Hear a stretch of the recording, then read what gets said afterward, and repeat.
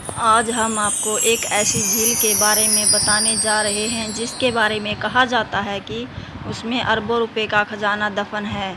यह है हिमाचल प्रदेश के पहाड़ों में स्थित कमरू नाग झील। पूरे साल में 14 और 15 जून को यानी देसी महीने के हिसाब से 1 तारीख और हिमाचली भाषा में साजा गर्मियों के इन दिनों में बाबा कमरू नाग पूरी दुनिया को दर्शन देते हैं। इसलिए लोगों का यहाँ जन सैलाब पहले ही उमड़ पड़ता है, क्योंकि बाबा घाटी के सबसे बड़े देवता हैं और हर मन्नत पूरी करते हैं। हिमाचल प्रदेश के मंडी से लगभग 60 किलोमीटर दूरी आता है रोहांडा। यहीं से पैदल यात्रा शुरू होती है। कठिन पहाड़ चढ़कर घने जंगल से होकर गुजरना पड़ता है। इस तरह लगभग 8 किलोमीटर चलना पड़ता है। मंदिर के पास ही एक झील है जिसे कमरू नाग झील के नाम से जाना जाता है। यहाँ पर लगने वाले मेले में हर साल भक्तों की काफ़ी भीड़ जुटती है और पुरानी मान्यताओं के अनुसार भक्त झील में सोने चांदी के गहने और पैसे डालते हैं। सदियों से चली आ रही इस परंपरा के आधार पर यह माना जाता है कि इस झील के गर्त में अरबों का खजाना दबा पड़ा है। देव कमरू नाग को वर्षा का देव माना जाता है। एक मान्यता के अनुसार भगवान कमरू नाग को सोने चांदी व पैसे चढ़ाने की प्राचीन मान्यता है। यहाँ जून में लगने वाले मेले के दौरान श्रद्धालुओं द्वारा झील में सोने चांदी के गहनों को अर्पित करते हुए देखा जा सकता है। स्थानीय लोगों की माने तो सदियों से चली आ रही इस परंपरा के आधार पर यह माना जाता है कि झील के गर्त में काफ़ी बड़ा खजाना दबा हुआ है।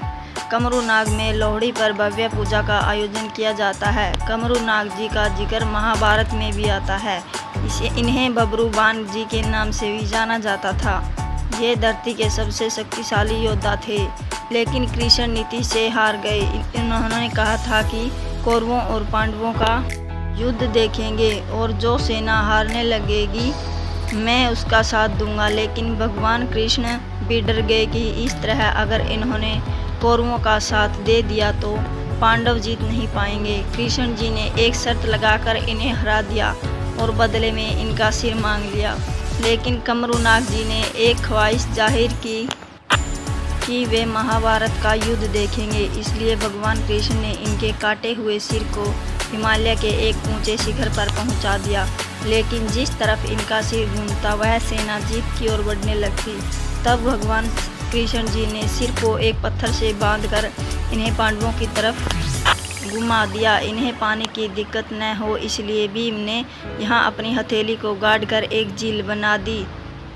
यह भी कहा जाता है कि इस झील में सोना चांदी चढ़ाने से मन्नत पूरी होती है।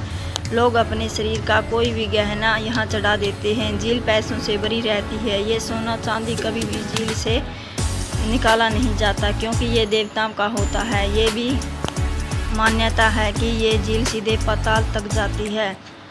इसमें देवताओं का खजाना छिपा है। हर साल जून महीने में 14 और 15 जून को बाबा भक्तों को दर्शन देते हैं।